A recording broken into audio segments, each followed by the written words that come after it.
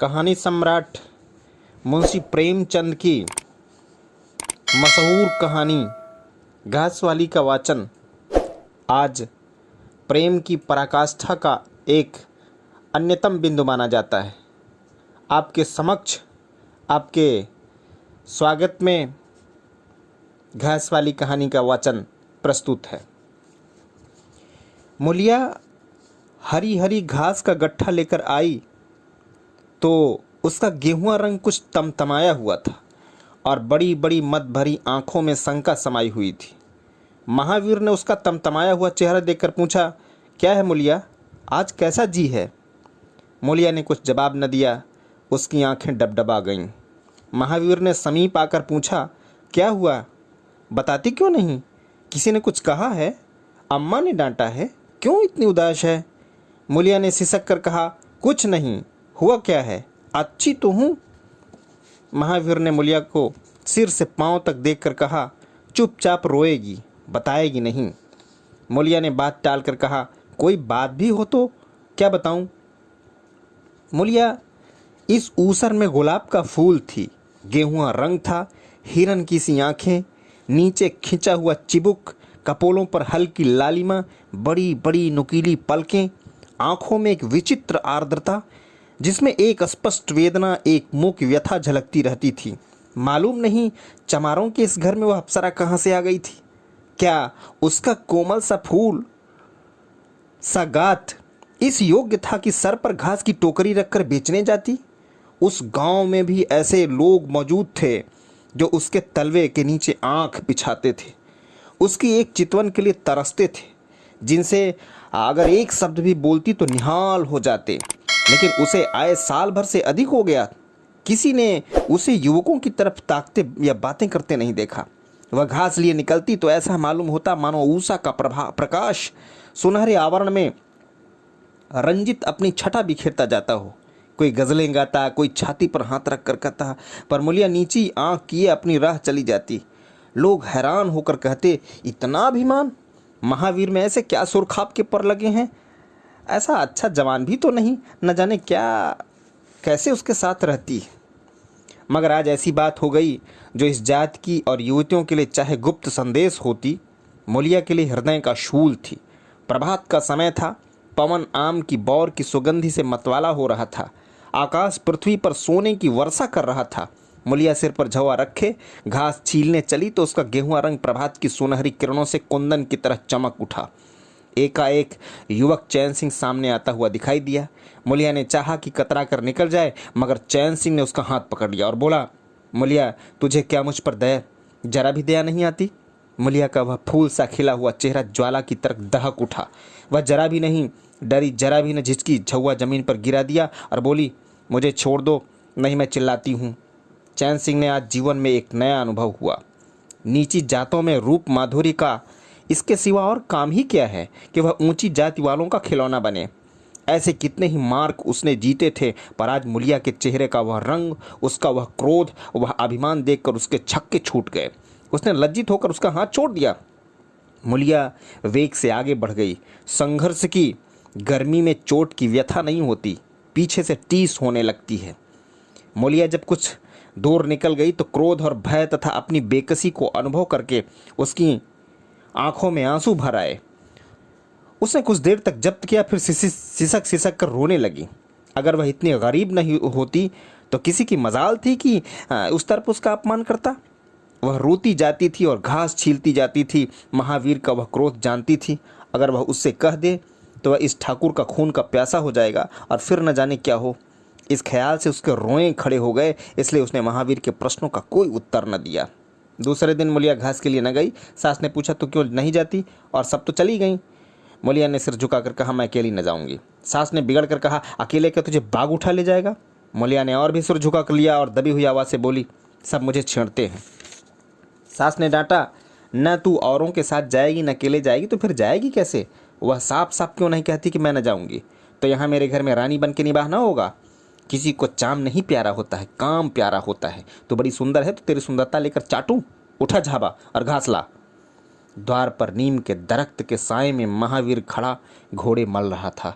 उसने मुलिया को रोनी सूरत बनाए जाते देखा पर कुछ न बोल सका। उसका बस चलता तो मुलिया को कलेजे में बिठा लेता, आंखों में छिपा लेता, लेकिन घोड़ों का पेट भरना तो ज़रूरी था। घास मोल लेकर खिलाए तो 12 आने रोज से कम न पड़े।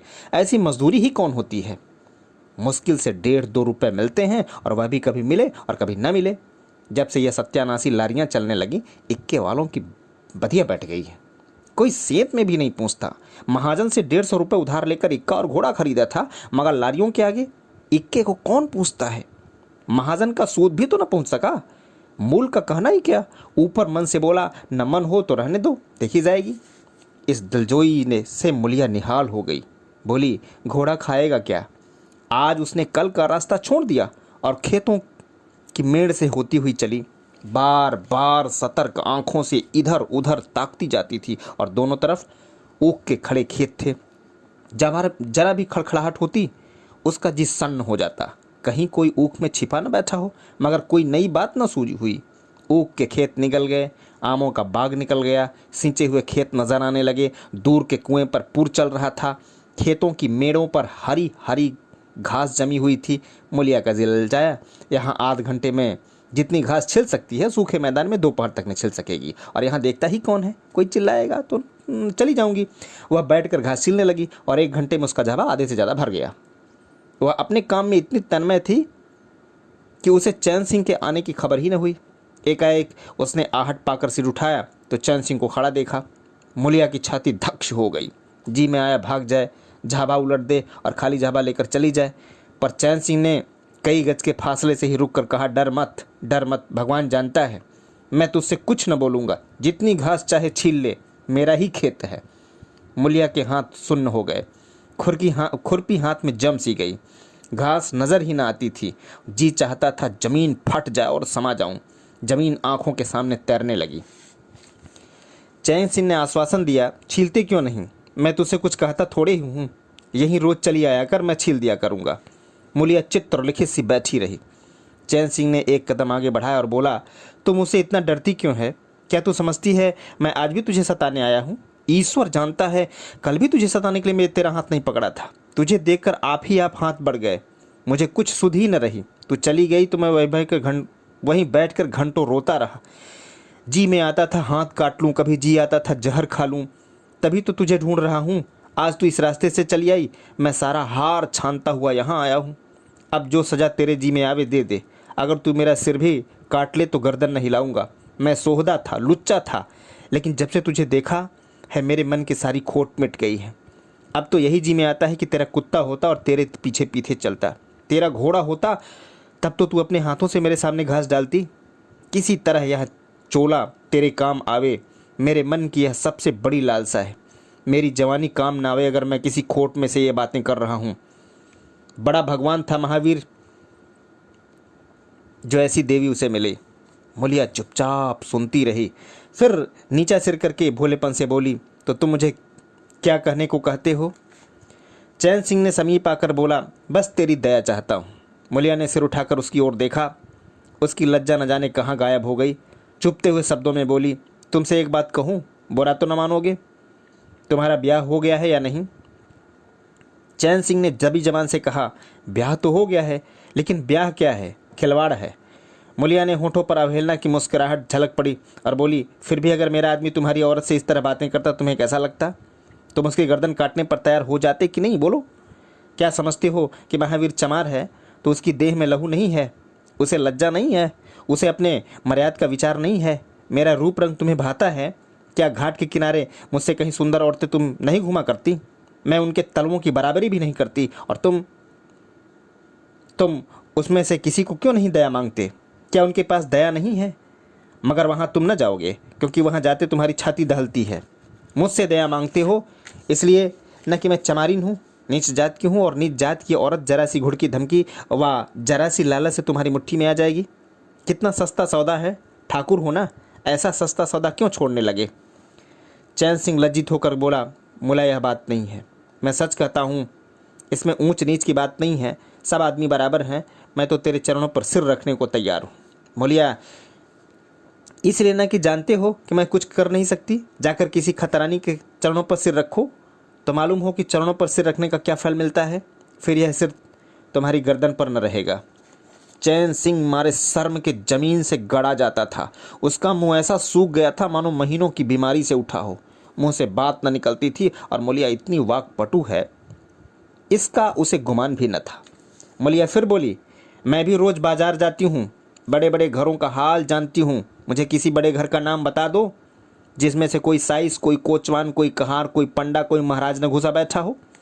यह सब बड़े घरों की लीला है और वह औरतों जो कुछ करती हैं ठीक करती हैं। उनके घर वाले भी तो चमारनों और कहानियों पर जान देने फिरते हैं। लेना देना बराबर हो जाता। बेचारे गरीब आदमियों के लिए यह बातें कहाँ। मेरे आदमी के लिए संसार में जो कुछ हूँ मैं हूँ। वह किसी दूसरी मेहरिया की ओर आंख उठाकर भी नहीं देखता। संयोग की बात है कि मैं तनिक सुंदर हूँ, लेकिन मैं काली कलूटी भी होती तब भी वह मुझे इसी तरह रखता।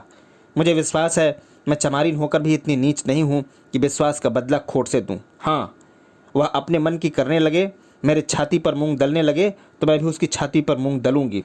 तुम मेरे रूप के ही दीवाने हो ना। आज मुझे माता निकल आए, कानी हो जाऊं, मेरी ओर ताकोगी भी नहीं। बोलो, झूठ कहती हूँ? चैन सिंह इनकार न कर सका। मौलिया ने उसी गर्व से भरे हुए स्वर में कहा, लेकिन मेरे एक नहीं दोनों आंखें फूट जाए तब भी वह मुझे इसी तरह रखेगा, मुझे उठावेगा, बैठावेगा, खिलावेगा। तुम चाहते हो मैं ऐसे आदमी के साथ कपट करूं? जाओ, अब मुझे कभी न छेड़ना, नहीं अच्छा न होगा। जवानी जोश है, बल है, दया है, साहस है, आत्मविश्वास है, गौरव है, सब कुछ तो जीवन को पवित्र, उज्जवल और पूर्ण बना देता है। जवानी का नशा घमंड है, निर्दयता है, स्वार्थ है, सेखी है, विषय वासना है, कटुता है और वह सब कुछ जो जीवन को पछता, विकार और पतन की ओर ले जाता है। चैन सिंह पर जवानी का नशा था। मौलिया के शीतल छींटों ने नशा उतार दिया। जैसे उबलती हुई चाशनी में पानी के छींटे पड़ जाने से फेन मिट जाता है, मैल निकल जाता है और निर्मल शुद्ध रस निकल आता है, जवानी का नशा जाता रहा, केवल जवानी रह गई। कामनी के शब्द जितने आसानी से दीन और ईमान को गारत कर सकते हैं, उतनी ही आसानी से उनका उद्धार भी कर सकते हैं। चैन सिंह उस दिन से दूसरा ही आदमी हो गया। गुस्सा उसकी नाक पर रहता था। बात बात पर मजदूरों को गालियां देना, डांटना और पीटना उसकी आदत थी। आसामी उसे थर थर कांपते थे।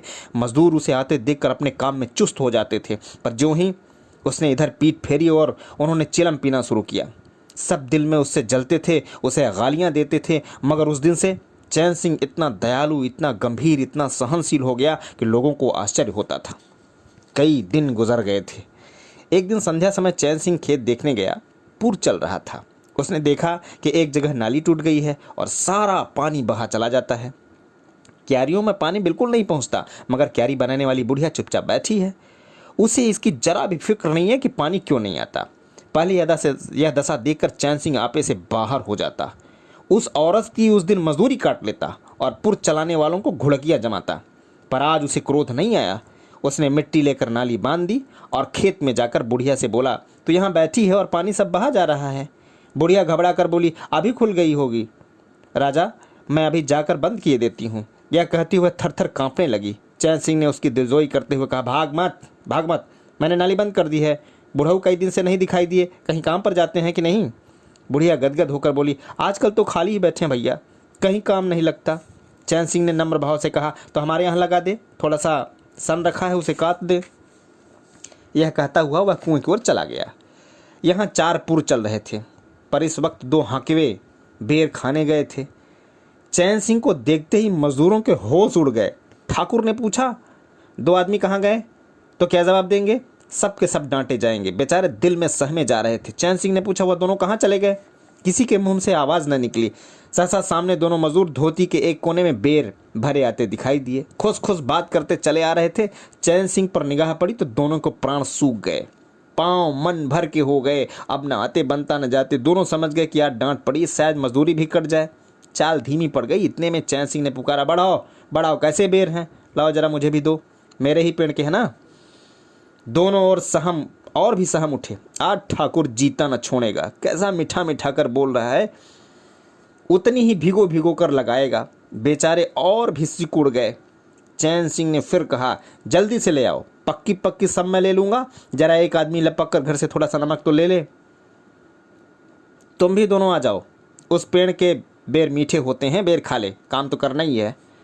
अब दोनों भगोड़ों को कुछ ढाढ़स हुआ, सभी ने आकर सबके बेर चैन सिंह के आगे डाल दिए और पक्के पक्के छांट कर उसे देने लगे। एक आदमी नमक लाने दौड़ा। आध घंटे तक चारों पुर बंद रहे। जब सब बेर उड़ गए और ठाकुर चलने लगे तो दोनों अपराधियों से हाथ जोड़कर कहा, भैया जी आज जान बख्शी हो जाए, बड़ी भूख लगी थी, नहीं तो कभी न जाते। चैन सिंह ने नम्रता से कहा, तो इसमें बुराई क्या हुई, मैंने भी तो बेर खाए, एक आध घंटे का हरज हुआ यही ना। तुम चाहोगे तो घंटे भर का काम आध घंटे में कर दोगे और न चाहोगे तो दिन भर के काम घंटे का भी काम न होगा। चैन सिंह चला गया तो चारों बातें करने लगे। एक ने कहा, मालिक इस तरह से रहें तो काम करने में जी लगता है, यह नहीं कि हरदम छाती पर सवार। दूसरा, मैंने तो समझा आज कच्चा ही खा जाएंगे। तीसरा, कई दिन से देखता हूँ मिजाज नरम हो गया है। चौथा, सांझ को पूरी मजूरी मिले तो कहना। पहला, तुम तो गोबर गणेश, आदमी का रुख नहीं पहचानते। दूसरा, आप खूब दिल लगाकर काम करेंगे। तीसरा, और क्या, जब उन्होंने हमारे ऊपर छोड़ दिया तो हमारा भी धर्म है कि कोई कसर न छोड़े। चौथा, मुझे तो भैया ठाकुर पर अभी विश्वास नहीं आता। एक दिन चैन सिंह को किसी काम से कचहरी जाना था। 5 मील का सफ़र था। यूँ तो वह बराबर अपने घोड़े पर जाया करता था, पर आज धूप बड़ी तेज हो रही थी। सोचा इक्के पर चला चलूँ। महावीर को कहला भेजा मुझे लेते चला। कोई 9 बजे महावीर ने पुकारा। चैन सिंह तैयार बैठा था, चटपट इक्के पर बैठ गया। मगर घोड़ा इतना दुबला हो रहा था, इक्के की गद्दी इतनी मैली और फटी हुई, सारा सामान इतना रद्दी कि चैन सिंह को उस पर बैठते शर्म आई। पूछा, यह सामान क्यों बिगड़ा हुआ महावीर, तुम्हारा घोड़ा तो इतना दुबला कभी न था, क्या आजकल सवारियां कम हैं क्या? महावीर ने कहा, नहीं मालिक, सवारियां का है कि नहीं, मगर लारियों के सामने इक्को को कौन पूछता। कहाँ 2, 2.5, 3 की मजदूरी करके लौटता था और कहाँ अब 20 आने पैसे भी नहीं मिलते। क्या जानवर को खिलाऊं और क्या आप खाऊं, बड़ी विपत्ति में पड़ा हूं। सोचता हूं कि इक्का घोड़ा बेच बाच कर आप लोगों की मजदूरी कर लूं, पर कोई ग्राहक नहीं लगता। ज़्यादा नहीं तो 12 आने 2 घोड़े को ही चाहिए, घास ऊपर से। जब अपना ही पेट नहीं चलता तो जानवर को कौन पूछे। चैन सिंह ने उसे उसके फटे हुए कुर्ते की ओर देखकर कहा, 2-4 बीघे खेतियों को क्यों नहीं कर लेते।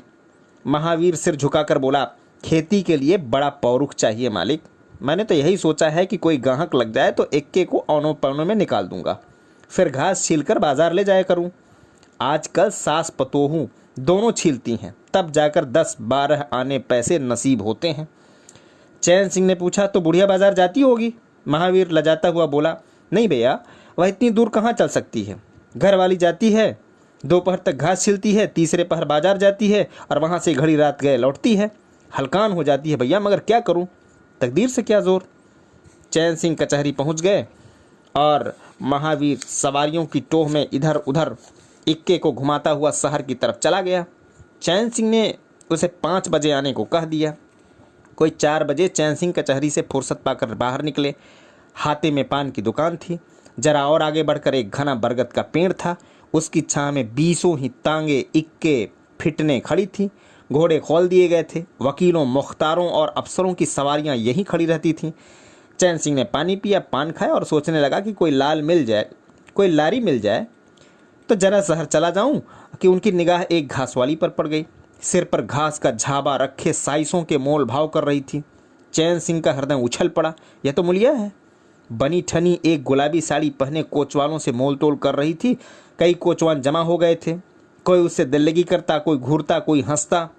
एक काले कलूटे कोचवान ने कहा, मुला, घास तो उड़ के अधिक से अधिक 6 आने की है। मुलिया ने उन्माद पैदा करने वाली आंखों से देखकर कहा, 6 आने पर लेना है तो हमारे घसियारने बैठी हैं, चले जाओ, 2-4 पैसे कम में पा जाओगे। मेरी घास तो 12 आने में ही जाएगी। एक अधेड़ कोचवान ने फिटन से ऊपर से कहा, तेरा जमाना है, 12 आने नहीं 1 रुपया मांग। लेने वाले झक मारेंगे और लेंगे।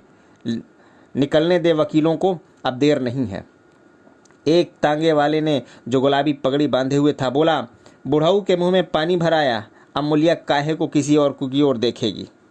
चैन सिंह का ऐसा क्रोध आ रहा कि इन दुष्टों को जूतों से पीटे। सब के सब कैसे उसकी ओर टकटकी लगाए ताक रहे हैं, आंखों से पी जाएंगे। और मुलिया भी कितना खुश है, न लजाती है, न झिझकती है, न दबती है। कैसा मुस्किरा कर रसीली आंखों से देख कर सिर का अंचल खिसका कर मुंह मोड़ करके बात कर रही है।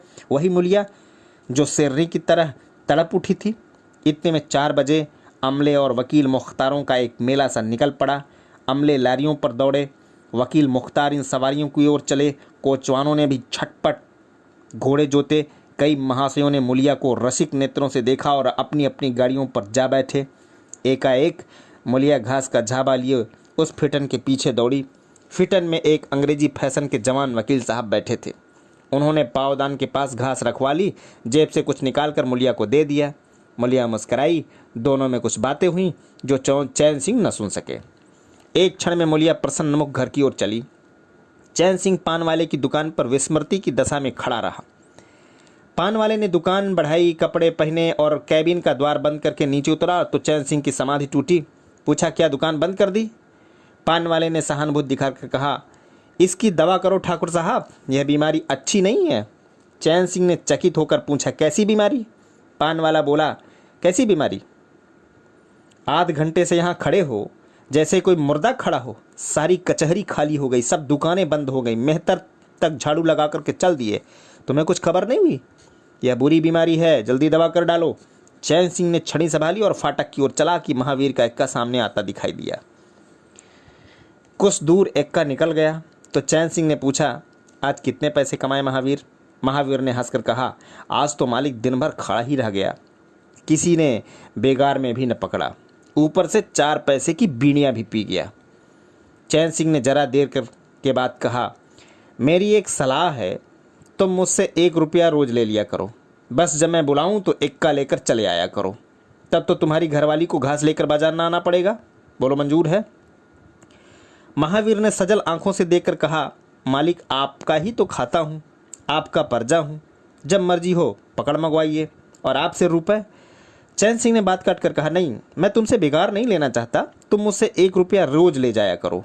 घास लेकर घरवाली को बाजार मत भेजा करो, तुम्हारी आबरू मेरी आबरू है। और भी रुपए पैसों का जब काम लगे बेखटके चले आया करो। हाँ देखो, मुलिया से इस बात को भूलकर भी चर्चा न करना, क्या फ़ायदा। कई दिनों के बाद संध्या समय मुलिया चैन सिंह से मिली। चैन सिंह आसामियों से मालगुजारी वसूल करके घर की ओर लपका जा रहा था कि उसी जगह जहाँ उसने मुलिया की बाँह पकड़ी थी, मुलिया की आवाज़ कानों में आई। उसने ठिठक कर पीछे देखा तो मुलिया दौड़ी आ रही थी। बोला, क्या है मुला, क्यों दौड़ती हो? मैं तो खड़ा हूँ। मुलिया ने हाँफते हुए कहा, कई दिन से तुमसे मिलना चाहती थी, आज तुम्हें आते देखा तो दौड़ी। अब मैं घास बेचने नहीं जाती। चैन सिंह ने कहा, बहुत अच्छी बात है, क्या तुमने मुझे कभी घास बेचते देखा है? हाँ, एक दिन देखा था। क्या महावीर ने तुमसे सब कुछ कह डाला? मैंने तो मना कर दिया था। वह मुझसे कोई बात नहीं छिपाता। दोनों एक क्षण चुप खड़े रहे, किसी को कोई बात न सूझती थी। एकाएक मुलिया ने मुस्कराकर कहा, यहाँ तुमने मेरी बाँह पकड़ी थी। चैन सिंह ने लज्जित होकर कहा, उसको भूल जाओ मुला, मुझ पर न जाने कौन सा भूत सवार था। मुलिया गदगद कंठ से बोली, उसे क्यों भूल जाऊं? उसी बाँह गहे की लाज तो निभा रहे हो। गरीब आदमी से जो चाहे करावे, और गरीबी होती बड़ी खराब ही। तुमने मुझे बचा लिया। फिर दोनों चुप हो गए।